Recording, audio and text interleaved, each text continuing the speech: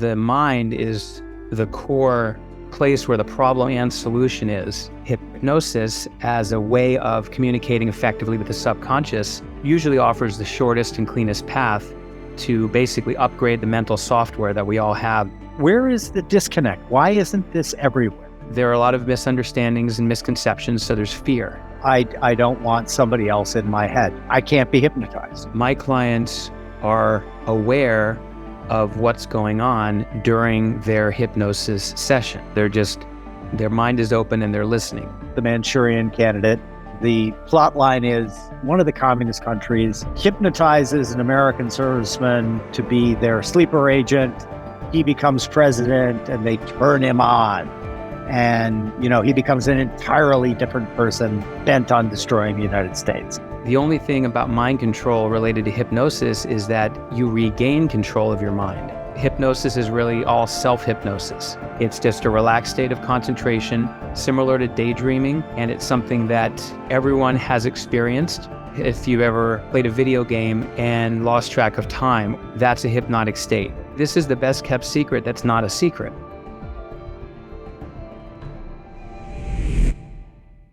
Well, hello everyone. It's Jim O'Shaughnessy with yet another Infinite Loops. Today, be careful. If you are listening to this or watching it on YouTube, my guest Todd Goodwin may put you into a hypnotic trance. Ooh. Todd, you and I have had some great conversations about the power of hypnosis. And I thought it would be awesome to share some of the things we were chatting about with our broader audience. Because as you know, I think it could potentially be a key part in lots of recovery, lots of changed behaviors. And what I really wanted to know, and you were the domain expert that I had the great pleasure of hooking up with, about hypnosis, because I really didn't know much about it. So first off, welcome. Are you hypnotizing me now? What makes you think you weren't already hypnotized? That's right. Anyway, I'm the Manchurian podcaster here. Well, if we actually, so Jim, it's a pleasure to be here. Thank you for having me. And yes, and if we get to that part of the conversation about some of the myths and misconceptions about hypnosis, you and everyone else will realize that virtually everyone who is watching this or listening to this not only has been hypnotized, but experiences that many times a day automatically, with or without a hypnotist. You know what? Let's just jump right in there, because you said that to me the first time we talked. And I found that absolutely fascinating. I did a little extra research on it and started reading about the hypnotic power of words, the hypnotic power of songs, of a variety of things. So it's not, that was kind of a revelation to me, honestly. Sure. So please, let's educate our audience. Why is that? Why is it that even if there is no hypnotist present, often a hypnotic state of mind can be inculcated in a viewer, a listener, whatever?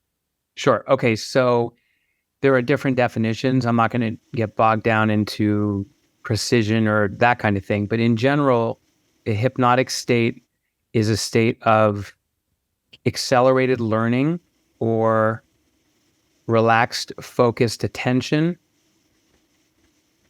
where someone is more suggestible, which basically just means it's easier for them to change the way they think and feel about something.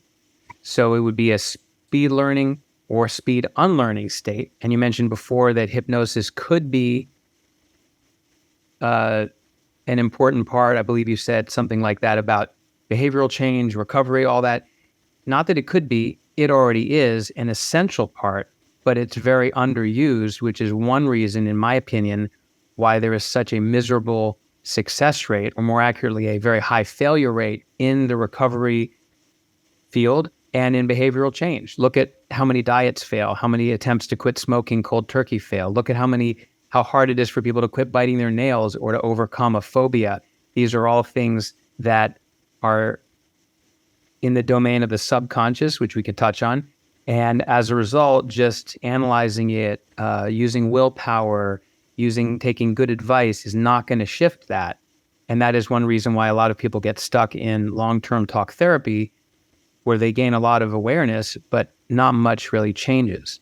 And so the work that we do in the domain of the subconscious, using hypnosis and a few related modalities, that massively speeds up compresses the amount of time it takes to change something. So it speeds things up and people are able to get a deeper, more long lasting and just more profound change than they would with, trying hard to change it. So hypnosis. So basically, in a sense, hypnosis is really all self-hypnosis. And it's just a relaxed state of concentration, similar to daydreaming. And it's something that everyone has experienced, virtually everyone. If you've ever played a video game and lost track of time, or your body and your emotions are reacting to a video game, a movie, a TV show, that's a hypnotic state. If you get lost in a novel or a story, even long before books, when people would sit around the campfire and tell stories about something, and ghost stories, and people would start feeling it, and in their mind they could picture it, or if they closed their eyes it would feel like it's really happening and they remember it vividly. Those are all hypnotic states. And when someone is hypnotized, Jim, their imagination becomes more powerful and has a bigger role on what they're experiencing. And of course, the imagination interfaces with emotions, which affects physiology. And then when you look at stress-related illness, which is the vast majority of medical problems, it's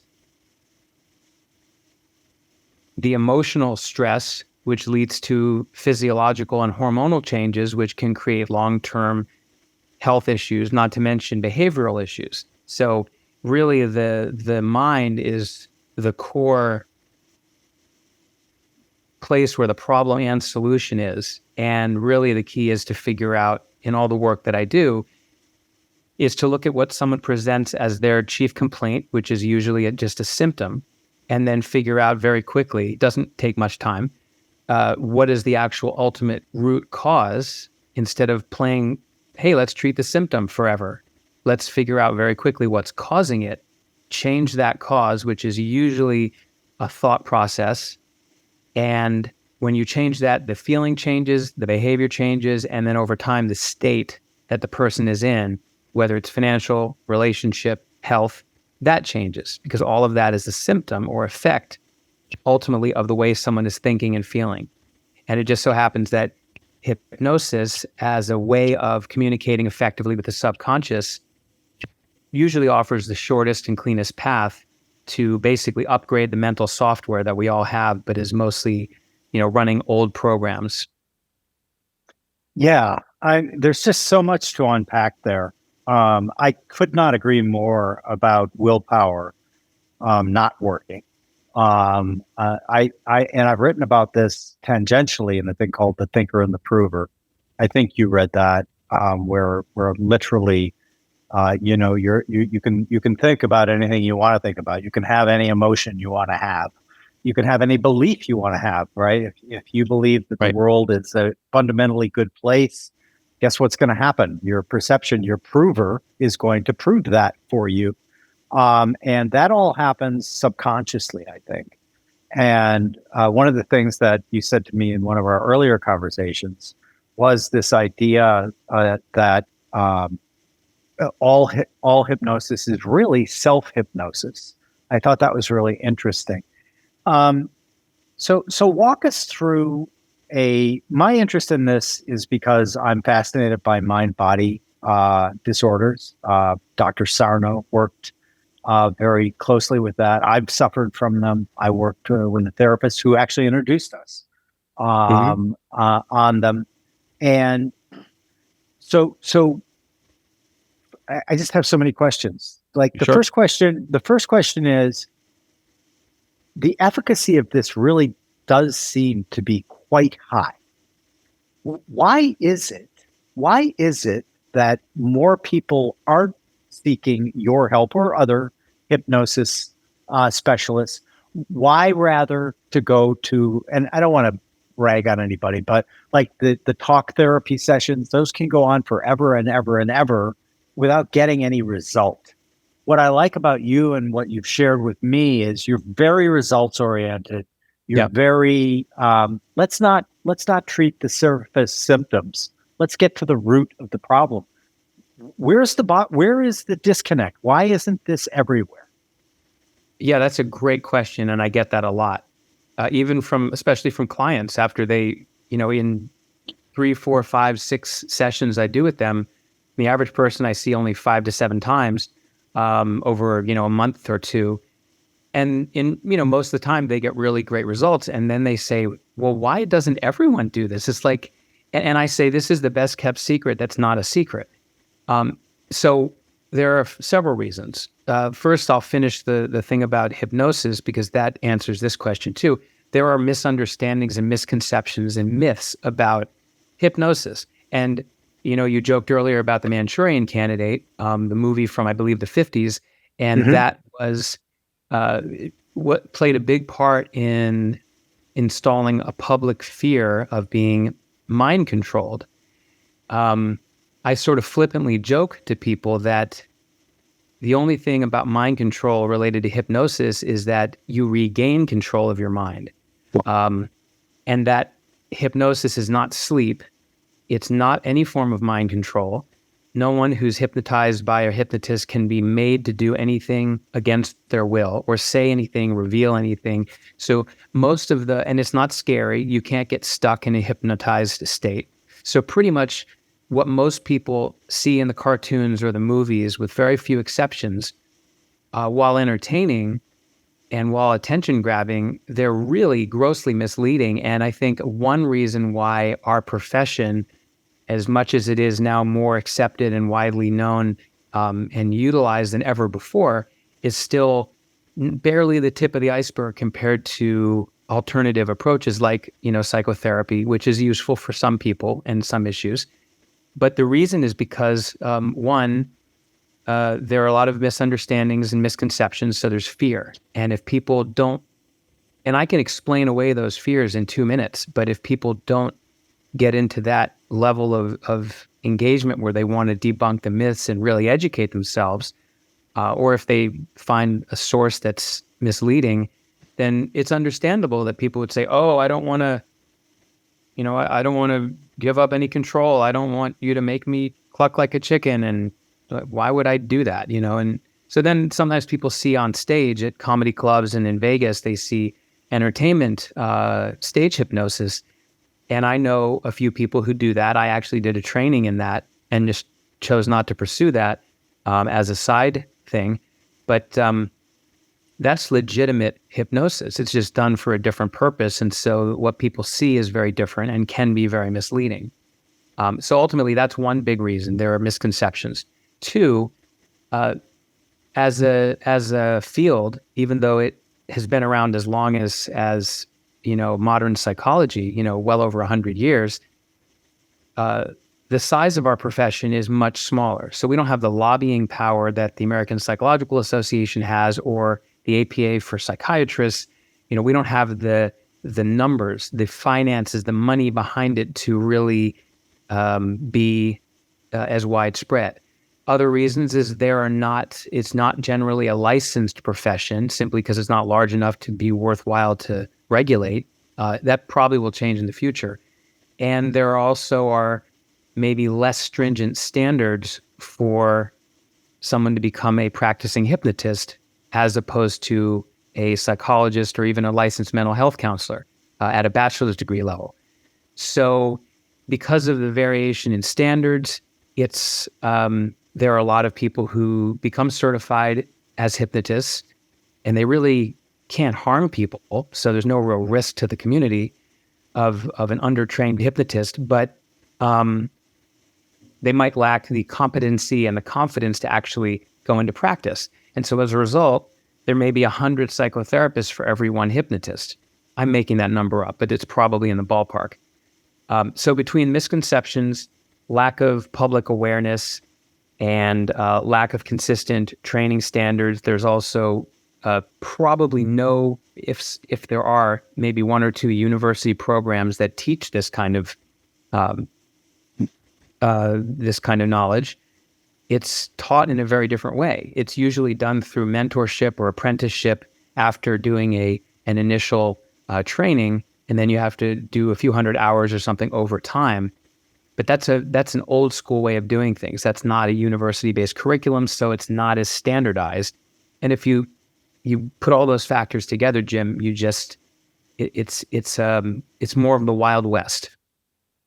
Interesting, Todd. But if people really, sorry to interrupt you, if people really understand what it can do, and that's one of my missions, and my wife Gina, who's also a board certified hypnotist, is that education is really important to teach not just clients, but healthcare practitioners, which is a big thing for me as well, to understand the power of words, to understand why the person does not change their behavior despite their good intentions, despite the healthcare provider's great advice, and all of this frustration that leads to needless struggle and emotional and behavioral problems, and the abuse of medication, and as well as drugs, alcohol, all kinds of other things. People who are obese, these are all, in most cases, an emotional or a thinking related problem.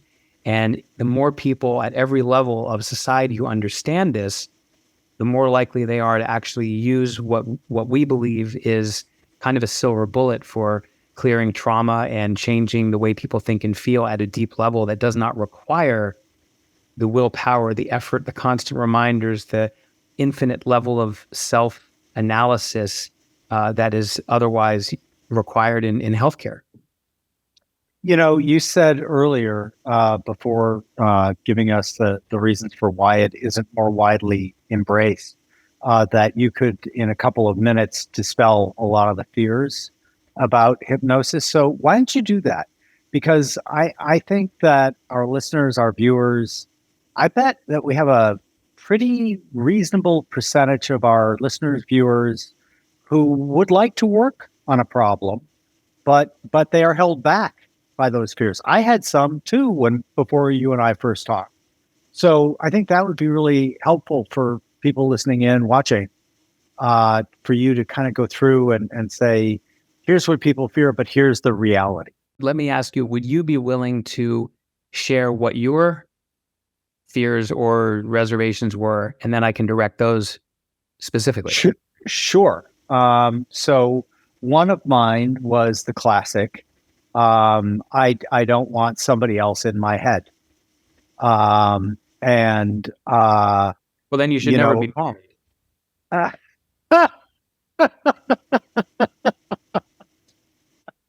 Touche. Sorry. Anyway, please go.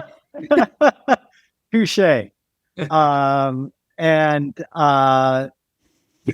that was one.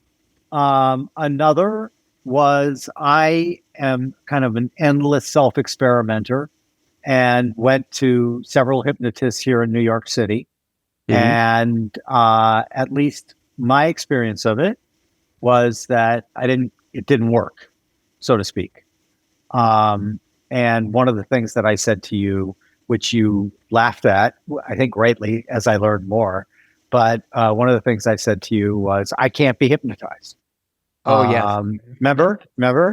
Yeah. And so why don't we start with those? Why don't we start with people don't want other people in their head?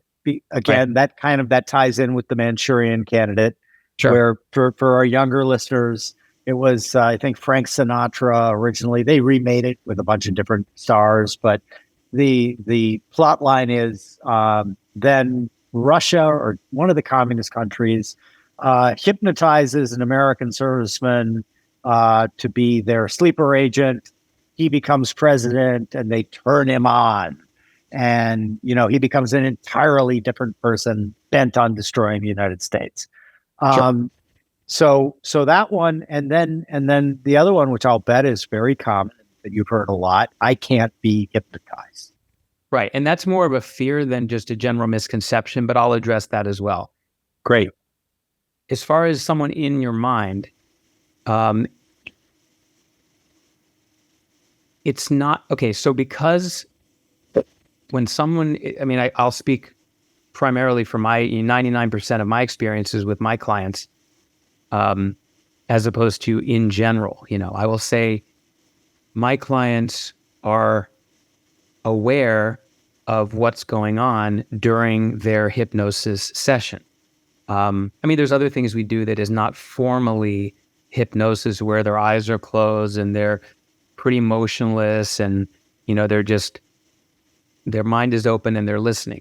But in that kind of the hypnosis process, let's say, they're awake, they're relatively aware of what's going on, and they retain full control of themselves. They might zone out in the same way that someone might during a lecture, or just when they're daydreaming and they need to rewind what was on TV because they were lost in thought, or driving on a road and feeling like, how'd I get here? That's a highway hypnosis, which, when it's not drug or alcohol related, is generally harmless, but it just happens. So it's because we have a conscious and a subconscious mind, and our subconscious knows how to drive and can do it without our conscious awareness. But we might consciously be thinking about where we're going to be in 5 minutes and be picturing that, or replaying something from, an hour ago or yesterday. So we're consciously seeing things in our mind or replaying a conversation that has nothing to do with the road in front of us. And yet somehow we stay in our lane. And that's because our subconscious can handle habitual, learned automated behavior extremely well. That's what it's for. And then the conscious mind is something that we are consciously focused on at that time. When someone's hypnotized, sometimes the conscious awareness sort of wanders off, which gives some people the belief that they fell asleep during a session, which does happen sometimes. Usually they don't fall asleep, though. They might zone out. Their mind comes and goes. They're generally aware of what I'm saying, but every once in a while it might feel like, I'm over there in the room, and then they say, oh, I need to listen. And so that's just normal attention. Our attention gets divided. That's perfectly normal and doesn't need hypnosis to happen. So someone cannot be, if I were to say to someone, what is your social security number, or reveal some deep, dark secret you don't want your wife to know. Well, for one thing, that's an absurd thing. I wouldn't do it. But let's just say I were, like Dr. Evil, and I wanted to do something like that. They would not reveal that information unless they wanted to. And if you go back to the entertainment hypnosis, when the hypnotist on stage says, I want you to, when I snap my finger or touch you on the shoulder, you're going to be an exotic dancer, and the chair is your dance partner or whatever. And they do it. If they do it, which they should, because the hypnotist is good enough to know that if someone's not very responsive, he's going to send them back to the audience. And so if you've seen these shows, you know that they're left with like a third of the people still up there. So he knows they like being the center of attention. They're there to have a good time, and they are suggestible enough to respond to what he's suggesting. So they go and do it, and it looks like they're being controlled because they're doing what he suggested.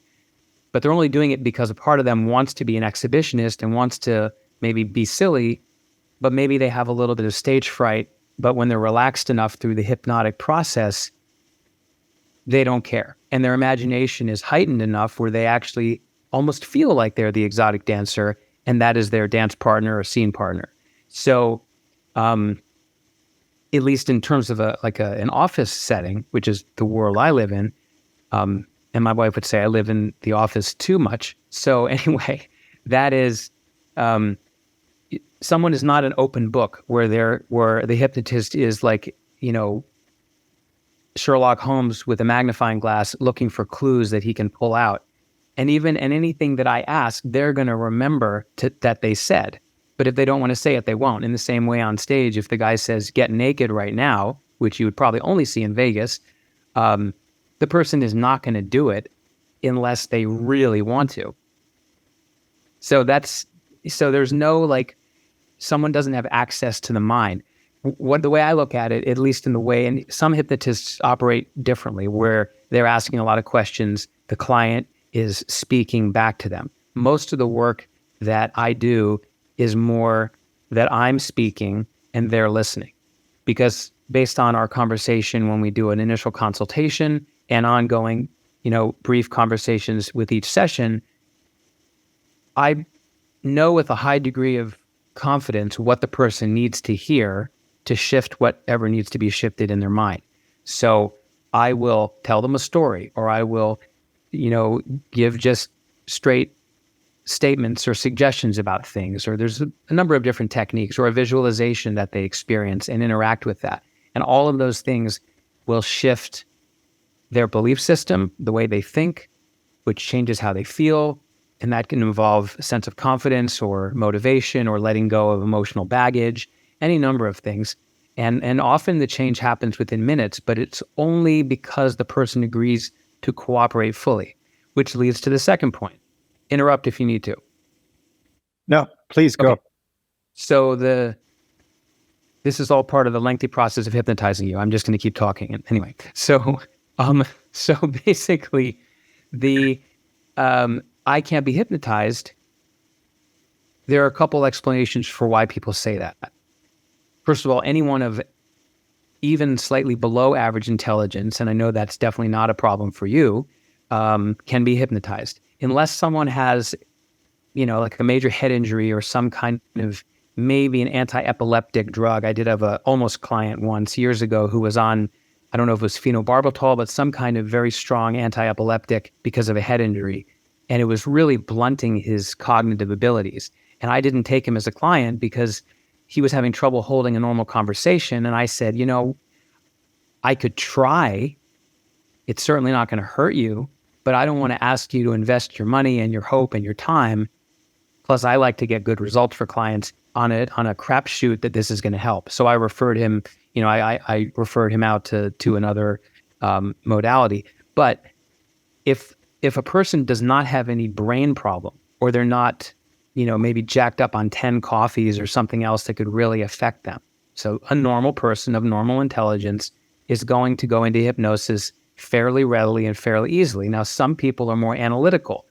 Some people are more artistic and creative and imaginative. And so the hypnotist, if the hypnotist is skilled enough, will be able to modify the hypnotic induction or process to match that person, the way they think better. But it's not hard to hypnotize people because people do it themselves. The most important thing is that the client wants to be hypnotized, trusts the hypnotist enough, even though they're not giving up control, but you need to have trust and rapport with the practitioner of any kind. If you have that, if you trust them, if you say, yes, I want to be here, I want to overcome this issue, not because my wife told me to go, but because I want to be here.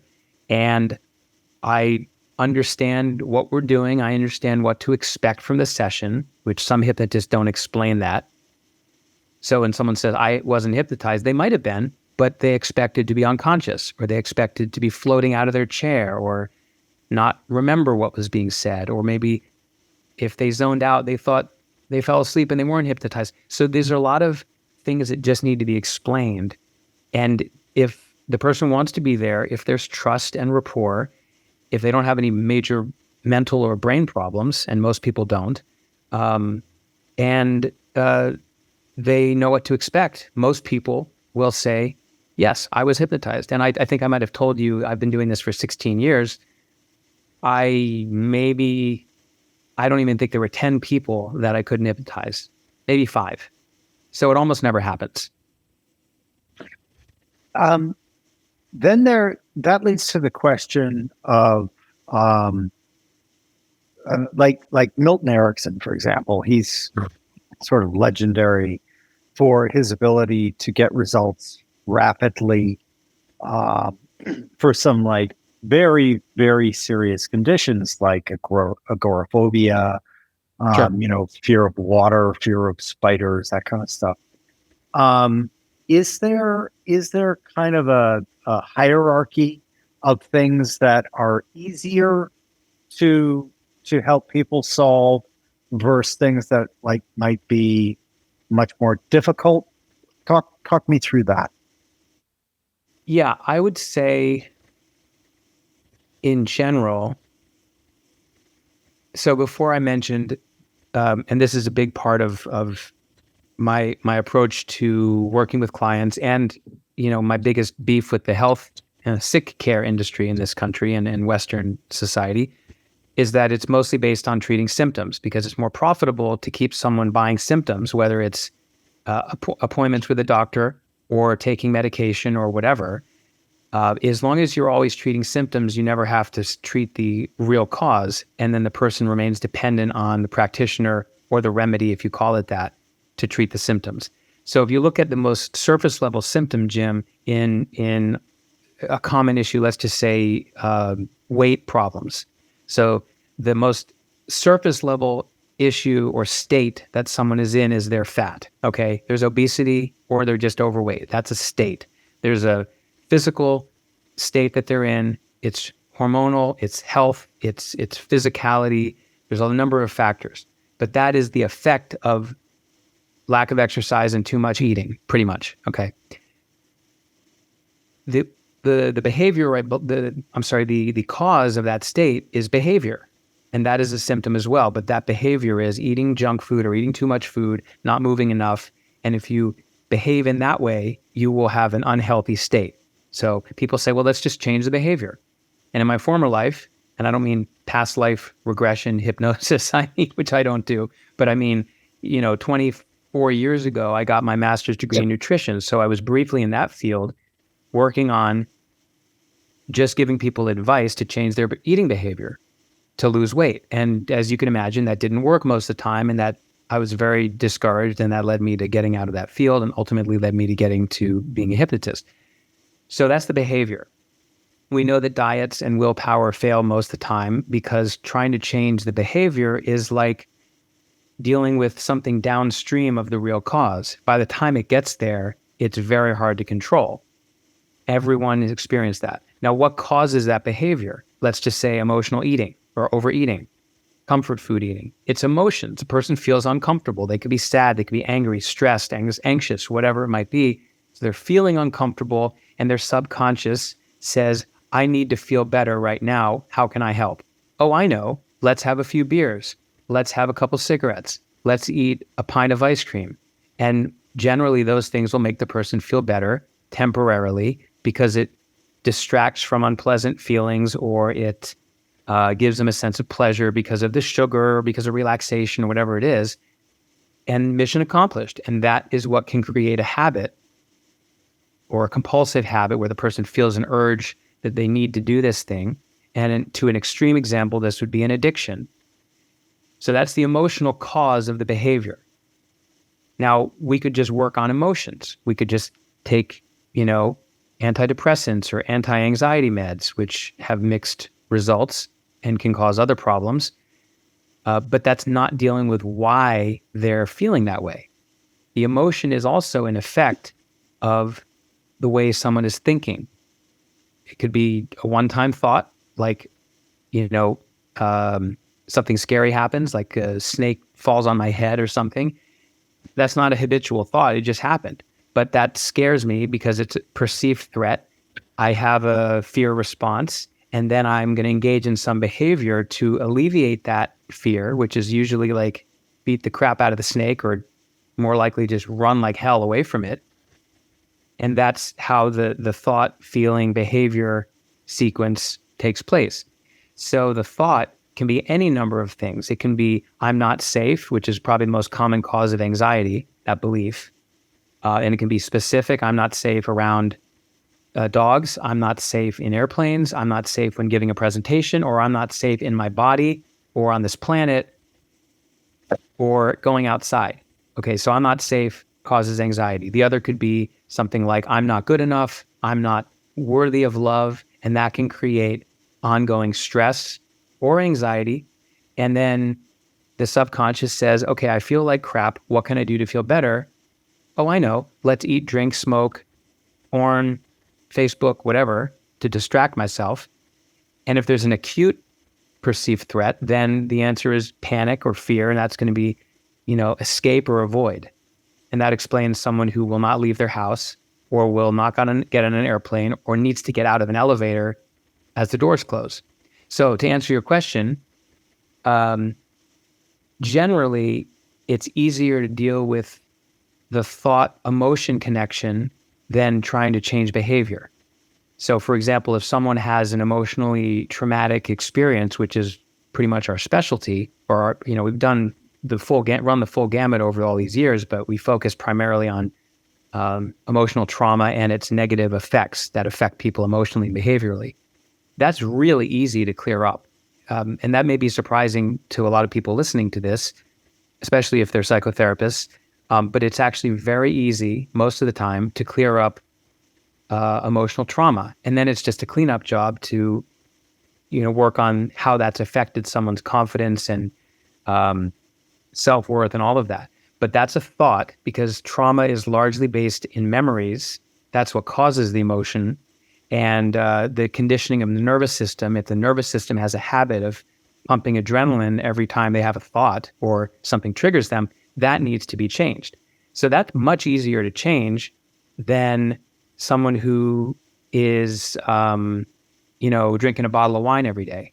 Now, that still is not that hard, but because we need to deal with the thought process that leads to the emotions, that also leads to the behavior. And the other issue is a lot of times people are ambivalent about changing a behavior because they know they kind of like it because it helps them. Most people don't say, you know what, I don't know, Jim, if I really want to get rid of my panic attacks. I kind of like the attention I get. I kind of like, freaking out and, drooling all over myself and panicking. No, people don't say that, right? But they might say, well, I don't know. I kind of like having a couple drinks. And I know even if I can't have two, because that means I have five, and I know I'm better off not having any, I don't know. I kind of like to relax, or smoking makes me feel okay for a few minutes. And so we can get past that, but that's usually harder than just the emotional stuff, because there are more layers and there's more bullshit the person can try to convince himself to maintain the pattern that they're in. That's fascinating, and that's extraordinarily clearly explained on your part. So thank you, Todd. Let's go into that, because I think that the last bit there that you said, where they're ambivalent, is there? Have you seen quite a few patients who you've basically ascertained they say they want this, but they don't really want it? And if that's the case, is change still possible? Yeah, that's a great question. So I have had clients over the years who, well, first, there are simple answers and then there are my answers, but I want to be detailed here. So when someone says, I want to change, or I want to, let's just I want to quit smoking. Let's just pick that. It's simple. They say they want to quit smoking, which means, assuming you can take them at their word, they consciously want to quit smoking, means they're aware of how it hurts them. They're aware of how they might benefit being free of that. They're aware of all the different dynamics in terms of, what they're consciously aware of. And then they have, but almost every client I see, Jim, and this is the case with almost anyone who wants to change something about themselves, that there's an internal conflict. And in other words, it sounds something like this. I want to quit smoking, but I kind of still want to smoke. Or I wish I could stop doing this, or I wish I could stop getting nervous and anxious in this environment, but I can't help myself. So that's the ambivalence, that's the internal conflict. And what that really means is their conscious mind, which is the long-term, logical, rational thinking part of them, says, that's like our executive center. That's our human brain. It says, I want this goal. It doesn't matter what it is. I want to lose weight. I want to start a business. I want to ask this person out on a date. I want to, change my investment strategy to riskier assets. Okay. That's the first statement, but then there's often a but. And that's the subconscious, which is much more powerful. That's the short-term, self-protective, irrational, and emotional part that says, yeah, but what if I lose all my money if I invest in stocks as opposed to, money market account or something? What if I fail? What if I can't handle my social environment without alcohol, or going back to smoking? What if it's really hard? What if I have horrible cravings and withdrawal symptoms? And what if I end up just going back, or I do it for a month and then I start smoking again? What if I can never quit? So, or the subconscious might also say, don't be so hard on yourself. You know what? At least it's legal. Or, hey, it's only 1 pack a day. It's not like you're one of these people that smokes 2 packs. Or, so that's the part that kind of bullshits us, but it's important to realize that it's not trying to hurt us. A lot of people, when they are caught in this internal debate, Jim, they beat themselves up because they misunderstand what they're actually experiencing. It's not, so you've seen the cartoons where you have an angel on one shoulder and a devil on the other. So I use this analogy a lot with people. The angel, in this case, is the conscious mind. It's the one whispering in your ear, saying, oh, you can do it, you're good enough, or kale is really good for you, go eat a salad, right? And then the subconscious, the devil says, come on, you had a rough day, or, look who's president, whatever year it is. So, it's okay to eat junk food for another few years until someone else comes in, whatever is going to get us to stick with that particular old way of doing things. The subconscious is very persuasive. And so it's afraid of change, and it likes to keep us consistent with what we've been doing. And the problem is it rejects, it's more likely to absorb negative suggestion than positive suggestion. And this is why people who watch the evening news regularly are more likely to be stressed and have anxiety issues than people who don't, because their goal on the news is to scare you and then take you to commercial and sell you pharmaceutical drugs and alcohol and fast food, because all of those make you feel better temporarily. And so the most common form of hypnosis is TV. I mean, I kind of joke, but I've heard it said that it's called TV programming for a reason, because you're being programmed. And people might be health conscious about what they eat. Oh, I don't want to put that in my body. But they pay no mind to what they're putting into their head. And there's a lot of junk food people are watching. So ultimately, the internal conflict is that if the person says, I really want to change, but that's something that I can help with. But if they say, well, I really don't want to change, but my wife says you're really good, and she told me I better come and see you, or else, I've had that a couple of times, and that's the end of the conversation right there. Because Jim, see, if I could mind control someone, if I could make them do something against their will, then, well, first of all, every single person I see or I meet for the first time, I could help. And 2, I'd have 100% success rate. It's very high, but nothing's 100%. But if I could make someone do something, but then the other thing is, why would they show up if they really don't want to? So one last thing I'll say about that with the I want to, but the ambivalence is that sometimes people who have chronic states like chronic pain, depression, grief, obesity, there's a few others, but those are, situations where people are in it long term. It's usually very resistant to whatever they're doing to change, sometimes even hypnosis. And if they do change, they often relapse. Oh yeah, addictions, that's another one. They go back to it. So they have a fairly consistent, unhealthy, undesirable state in their life. And then try as they might, they can't consistently seem to change it. And very often that's due to something called secondary gain, which is really fascinating, which means they're getting a benefit for having their problem. So for example, someone who has back pain, they are obviously aware consciously that really sucks and it's limiting and all of that. But if it helps them not have to take out the trash, or it helps them get sympathy for their pain, so they avoid difficulty and they get attention or support, hey, that's a good thing. And the subconscious will often keep a problem like that in place to get that benefit. And they would often resist changing, because if the person gets over that pain or obesity or addiction or grief or depression, then they may lose that benefit they get for having that problem. And this is not terribly common, but I do see that in some cases, especially if someone said, I've tried everything, or I had success for a little while. I don't know if Sarno, I'm sure he would have seen this with some of his patients, but I've known of chiropractors who have had people that start getting better and then they stop doing their exercises, or they stop coming in for adjustments.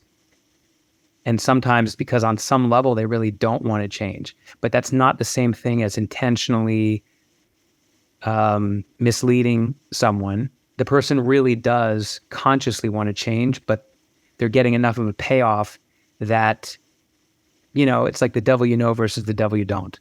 And so they stay stuck. I'm a huge fan of Cialdini's book Influence. I'm sure you're familiar with that. Yeah. And what fascinates me about it is these kind of human OS hooks, if you will. And you've been talking about a lot of them, and I find it very helpful to the way you describe it. As I was listening to you about the TV programming, and I always say, follow the money, right? And makes a lot of sense. Of course, the news is trying to terrify you because they want the advertisers. Yeah. And the advertisers want you in a mood that looking for salvation of whatever form, be more beautiful, be happier, have your fear go away, etc. And then Cialdini does a really good job of looking broadly at the what he calls click whir. It's like a program. If you say because, for example, because is a magic word. If I want to jump ahead of you to get something at a store, and I just say, hey Todd, let me in front of you, your chances are you're going to say, fuck you, get out of here, wait your time in line. If I, on the other hand, come in and I say, hey Todd, can I jump in front of you in line? Because it doesn't matter what you say after because. That's what Cialdini's great finding was. Normally, it's a real reason, right? So, hey, Todd, can I jump in front of you online because my wife is in the car with the baby, the grandchild, and I got to get this, right? And so if you're a normal person, you're going to let me go ahead of you in line for the most part.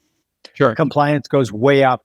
What Cialdini's thing that I thought was really interesting was he isolated the fact that no. It wasn't the reason, it was the because. And so he tested that by having people say, and I'll just improv it here. Hey, Todd, can I jump in front of you in line because I want to? That has pretty much the same effect in terms of your compliance as the real reason. I wonder, are there things like that, tricks of the trade, not even called tricks, methodologies that you can use to overcome some of those? For example, the secondary gain. That I do know a lot about that because I have had Sarno problems and I read Sarno's books and everything, and he's big on secondary gains as well. And your example was perfect. Another one I can think of is, the young mother who adores her child, right? She truly, consciously adores her child. And all of a sudden she has horrible back pain because the child is keeping her up. She's not getting any sleep. And a normal human reaction to that is to be frustrated, to be maybe even angry. And so consciously, the mother thinks, I can't be angry at this beautiful angel. And so they develop a back pain, a stomach pain, or whatever to distract their attention from the real cause. Are there ways that you can help people when you're aware, ooh, I think there's some strong secondary gains here that they're Yeah, getting. absolutely. And sometimes hypnosis, it can be useful for that. Generally, like structurally, I would say, in terms of looking at the issue, the key is to find is either to nullify the advantage that the person gets for having their problem, which may involve they have to change their environment or something going on in their life in order to do that. If they're getting rewarded for something, that they may need to find a way to stop that reward, or if they're avoiding responsibility or hassle for having their problem, um, then that needs to be addressed. Obviously, consciously, they need to have the will to do that. And but there are so that's one way. You need to remove the benefit. The other is to give the subconscious permission or ideas for alternative ways to still get that benefit that allows the person to let go of the behavior. So if the person, for example, if one of the main benefits so I'll tell you real quickly, and then answer the question about the tricks of the trade, or language issues, words. I had a client once. I think this is maybe one of the best examples of secondary gain I can tell, who was overweight. Let's just say 30, 40 pounds, 50 pounds overweight. And she was an attractive woman, and much more so when she was, at a healthy weight. And she was probably in her 30s or so when I met her. And she had tried, even with a hypnotist, to lose weight and would either have no results or would have temporary results. But as soon as she got like halfway to her goal, her stress level would go up and she'd start eating more to compensate for the stress. And then her weight would go back up. And this is one reason why people yo-yo diet, is that there's something stopping them from getting to the finish line. And so with some questioning, I found out that when she was in college, she experienced date rape. And she was a very slim, attractive woman at the time. She got unwanted attention from a man to the extreme. And, in the aftermath of that was stressed, and it was traumatizing. So she, ate more food as a way to cope. But usually that would just be fairly temporary. Well, what happened was with her, she kept eating, kept gaining weight, and over, 6 months or a year was 20, 30 pounds heavier, suddenly not getting much attention from men. Now, consciously, she might say, wow, this sucks. I'm overweight. No man wants to be with me because I'm not attractive anymore and whatever. But the subconscious said, oh, I'm safe. I'm never going to have to deal with that horrible traumatic experience again. And so when she started losing weight, even though consciously she felt better, her subconscious started getting more nervous because she was getting close to being thin enough to be raped again. Now, this is irrational, but that's how the subconscious works. And it's all about self-preservation. So she would start getting stressed because that means there's danger coming. She would eat more and she would sabotage her weight loss. So our work had very little to do with hypnotizing her to eat vegetables and to stop eating bread. It was really about clearing the trauma so that she would no longer react emotionally to that memory. And so her subconscious had made peace with what had happened, and she no longer needed to eat to be safe. And then she was able to lose the weight. So by removing the benefit of the behavior, which is safety, because she feels safe without it, the behavior is unnecessary and it's easy to change. And that's, again, dealing with the root cause and not the symptom. Does that make sense? It does. I just wonder, how do you get rid of that fear? How do you clear that fear? Yeah. Okay, so one way, it involves certain language patterns, and the because pattern is a language pattern. There's many of them that tend to be very influential and tend to, I don't know if you'd say they're hypnotic language patterns, but basically in normal conversation, using those words can be very effective and influential. And some people in sales often use those or whether it's in, vocally speaking or printed material. TV ads have a lot of sort of embedded hypnotic language and imagery to manipulate people. in a way that's not in their best interest, whereas what I'm doing is aligned with the person's best interest. But that's a form of neuro-linguistic programming, which is, a big part of what I do as well. And NLP is basically the study of how we think and involves a variety of different tools and techniques, everything from certain visualizations to words, to basically change. It accepts the fact that the way we think affects how we feel, and that influences how we behave. And that everything in our mind, the way we think about it, whether it's imagination or memory, has a structure to it. So there's certain visual elements and auditory elements and so on. And by changing details or elements of that structure, the entire experience changes. And so one way to do that is through language. Another way to do it is through imagery. So for example, if someone has a particular traumatic memory, usually there's something about the way they're seeing it in their mind that is evoking a strong and negative emotion. So, I'm simplifying here, but by changing certain elements visually in their memory, in the way they think about it, it can often immediately change how they feel. And with a little bit of repetition, which sometimes only takes a few minutes, it can, in many cases, have long-term, potentially permanently changing how that person responds to that thought. The thought, the memory, the image, which then also changes how they respond to what would be a trigger. I often say a trigger is meaningless if there's no bullets in the gun.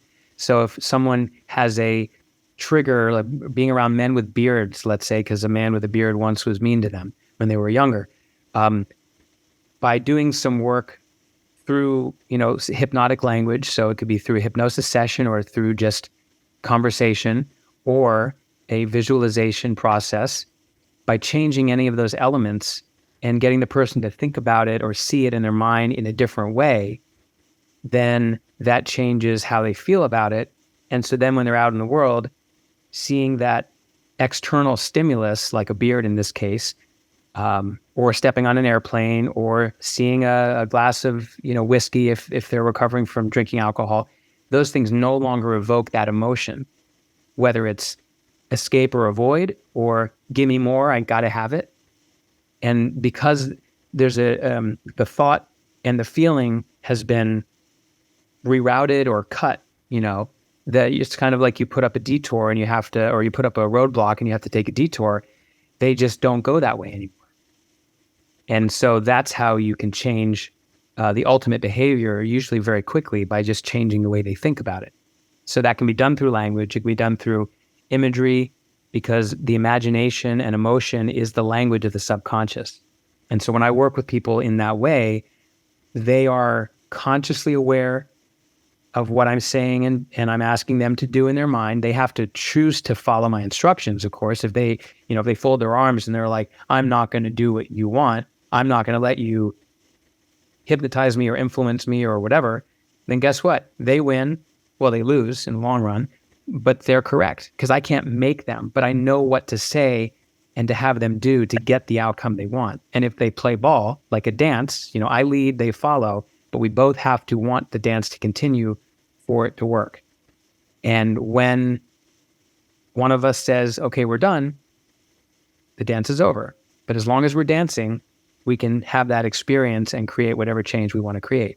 And usually once that's changed, the neuroplasticity, which I know you know about, which is the fact that the brain can constantly remodel itself based on how it's being used. Used meaning the way of thinking, feeling, acting, different regions of the brain. If someone is creating a new way of thinking, feeling, doing, and roadblocking or somehow making perceived disadvantage of the old way of thinking, feeling, doing, then the old way starts to break down, because the brain wants to, maximize its efficiency. And so if it's not using a certain pathway, it breaks down those connections and uses it to build up the new ones. And that's how habit change can happen immediately. It doesn't take 21 days. It doesn't take 6 months. And change can happen very quickly. So the brain remodeling, the neuroscience involved in some of our work, especially trauma, in a process called memory reconsolidation, which is a natural phenomenon that happens anyway. We just direct it. It changes immediately how the brain is organizing that information that the person wants to change. And once that happens, I'd say 95+% of the time, whatever change they've noticed at the end of that session, meaning they're no longer emotionally aroused by that, by that memory, let's say, 95+% of the time, that's there indefinitely. It's the new state of the brain. And so that's where change can happen in minutes, and that's why usually the work is very fast. And if trauma is the cause of their anxiety, and the anxiety is the cause of their addiction, let's say, then by clearing their trauma, the primary reason the anxiety is there is gone. So the anxiety goes away. And if there's no anxiety, then there's really no need to drink or take drugs or overeat. And so the whole house of cards collapses because you pull out the main support, which is usually unresolved Really fascinating. I was an early reader of all the neurolinguistic programming books, Frogs and the Princesses, and I was reminded of the story of Richard Bandler, who was sort of the godfather of neurolinguistic programming, and he used to do what he would call a hard reset when he was giving speeches, and this is in the 70s, right? Yep. And so public profanity was much more taboo back then than it is today. And one of the things that he used to do what he called this hard reset for his audience was say, like, somebody would ask him an innocent question and he would say, "You." And like everybody would be absolutely stunned, reset because of what he did. And obviously that started to lose its efficacy as more and more people were more comfortable with profanity, with swearing, etc. But how does that tie in? You said hypnotic word sequences. I'm really interested in, and you referenced the because that I borrowed from Cialdini. Are there others that people could like just use if they were trying to change something, just like repeating to themselves? Sure. Well, the first thing, there's no harm in trying to have positive self-talk or affirmations, as they're often called. Like, I can do it. I'm good enough, smart enough, and doggone it, people like me, or whatever. There's no harm in that. And even using certain language patterns, there's, quite honestly, it's not that effective. It takes a lot of work because usually it's really only at a conscious level, and trying to change, you can't change the iceberg very quickly by just dealing with the top, the tip. That being said, people can say, I don't usually advise people in areas of positive affirmations or positive self-talk because it's not very effective in my experience. But that one language pattern, for example, might be the more. So in other words, the more you do hypnosis, the more easily and naturally you're going to feel better about yourself. Now, that's a truism because someone will accept it as true, but it's not like a universal truth. I mean, there's, the more you listen to Jim's podcast, the more aware you're going to be about the direction of technology and business or something. Okay, maybe not, but it sounds good. And so people will think, oh, okay, well then, or you want to listen to Jim's podcast because you like to learn new things and you're a smart person. Now, if someone's dumb, they're probably not listening to your podcast. So they like to think that they're smart. And so they're going to agree with something because they're smart. And so, yes, you're going to agree with Jim because you're an intelligent person. That's one way. There's another thing called a yes tag. or you can end a sentence or begin a sentence with like a negative contraction. And we've heard this before, like, this is a really informative interview, isn't it? Now, don't you want to say yes to that? Yeah, of course. I just said, don't you want to say yes to it? And so ironically, because I'm saying, even though it's a not, again, it's not making you say yes, but isn't it easier to understand something when it's explained to you? Yes, it is. But so you're leading someone. And so with NLP, and gets back to the mind control thing, NLP, which has gotten a deservedly bad name in the sales world because of people who are not doing it for people's benefit, but they're doing it to manipulate. And by the way, everyone manipulates. Husbands and wives manipulate each other. People manipulate their kids. Teachers manipulate. It's not just about the news and the politicians. I manipulate my clients. They manipulate me. It's all about what's the intention behind it. The word manipulate, while it's true, simply means to like take your hands and move things about. But ultimately, if the intention between both parties is aligned, then it's a great thing. So if I say, wouldn't you like to have me as a guest on your podcast again? You can still say no, but it's easier to say yes than if I say, would you like to have me as a guest again? Wouldn't you? Of course you would, wouldn't you?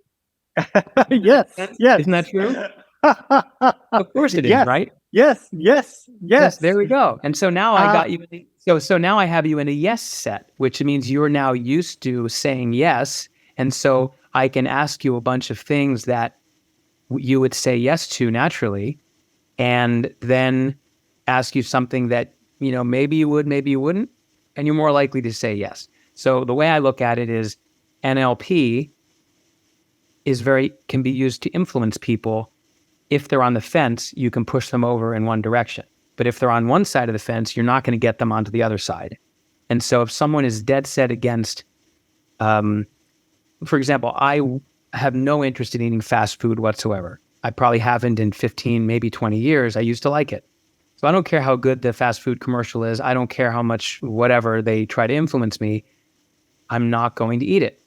I'm not on the fence. But if I'm, sometimes I like eating, McDonald's, and sometimes I don't, and I don't know. And I'm kind of like on the fence a little bit. And then they come up with this really good commercial and I'm like, oh man, I'm going to go have some McDonald's because I'm on the fence and they're able to manipulate me. But so that's why if someone has a very clear sense of what they want, who they are, what they're about, then they should not have any fear of even the media, at least in the short term, mind controlling or manipulating them. But the problem is, over time, people can be, with dribs and drabs of information, that can happen. That also comes back to the other part of what you said, which was, I think something like, if someone doesn't want to change, or if someone does, but they're not totally ready. I mean, I'm ad-libbing a little bit. How can you get them, or can you get them to change?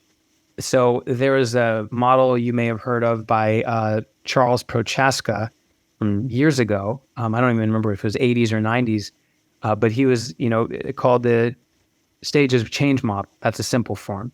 And there's 5 or 6, depending on how you look at it, stages that people go through in readiness for change. So the first is called pre-contemplation, which means a person's not even going to acknowledge they have an issue or a problem. So someone, let's just say, who's in denial about their addiction, they're like, hey, I like to gamble every week, but I only use a couple $100 each time. It's not that big of a deal. And I do it to have fun. I deserve to do that. I don't have a problem. It's your problem, not mine. They're not going to change. I don't care what hypnotist you bring them to. I don't care what recovery group you bring them to. Their arms are folded, their brow is furrowed, and they are not going to change. And the more you push, the more they're going to push back and dig in. That's the most challenging stage for someone to be in. There are ways, I'm not going to get into now, but there are ways to slowly influence them to the next stage, which is called contemplation, where someone is now aware that they have a problem and they're really thinking about it. They may not be ready to change. They may not know how or if it's possible, but they're like, yeah, I really do have a problem with gambling. I'd like to change, but don't know when, don't know how. but you're right, I do have a problem and it needs to change at some point. The third step is preparation. And this is when the person is like, okay, I know I need to change. I'm going to go see Todd the hypnotist. My first appointment is in 2 weeks, and we're going to do it very soon, and I'm ready. That's preparation. That's usually a fairly short period. And then action is like the moment when the change happens. And then maintenance, which in an old school psychology point of view is necessary, but in the work that I do is usually not, because there's not much effort needed to maintain it. Once the shift has taken place, they're just living their new way. But you could say that's maintenance, which is an indefinite period where they're maintaining the new behavior. And then the pessimistic model has a sixth stage, which is relapse. And that takes them all the way back to probably contemplation. But pre-contemplation can last forever. Contemplation can last some period of time. And usually I never see people who are pre-contemplative because they would never come to see me. They're usually contemplating, but mostly if they've done a lot of research, they've thought about it, if they've been referred by someone, seen our 75-star reviews on Google, whatever it is, they're going to say, okay, I'm ready. Let's just do this and make sure that you can help me. And that's usually a lot easier than someone I have to twist their arm. That is absolutely fascinating. And unfortunately, I am out of time. But yes, I would like to have you back on the podcast because I think that in all seriousness, I think we've just touched the surface here and maybe whetted some appetites. I think that this is fascinating for so many reasons. And, the idea of erasing the symptom, treating the actual cause, helping people and not milking them dry. In other words, it's kind of like, 5 sessions, you're done. You're good. Not 5 years, not 10 years. I'm fascinated by these effective and demonstratable ways to change behavior, Todd. So next time we'll maybe do some case studies. Sure. In the meantime, as a hypnotist, you're going to love this one. We ask all of our guests that we're going to wave a wand and make them the emperor of the world for one day. You can't kill anyone. You can't put anyone in a re-education camp, but we'll give you a magic microphone and you can say 2 things into that magic microphone. And as a hypnotist, boy, you should be all over this. And what's going to happen is all 8 billion people, whenever their next morning is, they're going to wake up and they're going to think of the 2 things that you said, and they're going to think that it was their own idea, and they're going to go right to the action part of the stages of change. What 2 things are you going to incept in people?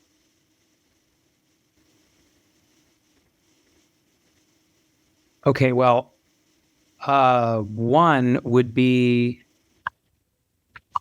hopefully I'm answering this right, but one would be for the person to be curious about why they think, feel, and act the way they think, feel, and act, and to really have a desire to understand themselves, which then means they'll understand other people. If they do that, then they'll understand that in most cases, obviously there are some real world cases where a person has such an uphill climb that, seeing a hypnotist is not really going to be the top of their priority list. But for a lot of people, the kind of work that we do could be life-changing. I mean, it often is. And so if they have the curiosity and the desire to understand themselves, which then also helps them realize, wow, it's not an uphill battle all the way. It's not impossible. I can change. I can feel better. I can change my behavior. I'm not identifying with my problem. I'm not an alcoholic. I'm not an addict. I'm not a loser. I'm not a fat person because it's in my family. I'm not, a depressive. They don't identify with their problem. They realize that they are doing something because on some level they're choosing to do it because it's serving them on some level. And they can choose to change that with the right help and the right tools. So that's the first thing. I think that's one. I threw a lot in there. I'm not brief. 2, two, I think I would like for everyone to innately feel that they're worthy of love and they're worthy of being alive and owning their life, no matter what other people might have said or done to them in the past, and no matter what they might have said or done. Because the thing is, we come into this world, no one's given us a roadmap on how to go through life. And then if we are advised by people called parents, teachers, that kind of thing, they're usually still struggling with their own crap they've never dealt with. And so this is probably one reason why humanity hasn't made a lot of progress in terms of maturity level, because we've done great with technology, as you know, but in terms of the human part, we haven't progressed that much. And it's because our next generations are being raised by people who have a lot of emotional shit and a lot of problems that they've never dealt with because of their parents. And I'm not blaming everyone. I'm just saying, if you could stop, so if I could be an emperor and if I could be like Superman or whatever and stop the planet, I might need more than one day. So I'm going to beg for a little extension there. But if I could somehow get everyone to stop and fix their shit, easier said than done, but easier done than most people think, and just fix it. Clear away the trauma, clear away the bullshit, get rid of the disempowering beliefs, realize that they can change their life for the better and they deserve it. And then once that's clear, go. Then all of a sudden, the new children will be raised in a healthier way. Probably all the politicians will have to go put themselves in a re-education camp because they serve no purpose anymore. Corporate missions will change. Society will change. Dictators will suddenly realize they don't need to be assholes and blow shit up and invade countries because they're not overcompensating for insecurities anymore. So those are the 2 to 10 wishes I would have. And I think if everyone understood themselves better and respected themselves more, they would treat themselves and everyone else better. And, world peace starts with inner peace. And if you want to make the world a better place, you got to make yourself a better place. So that's what I would say. I love it. They're both great. Thank you, Todd. And we will schedule a second appearance because this is a fascinating topic to me, and you are very erudite and explain things extremely well. So thank you, sir, for being on the podcast. And we'll be in touch on setting you up for a second one. I look forward to it. Thanks, Jim. Take care. Bye.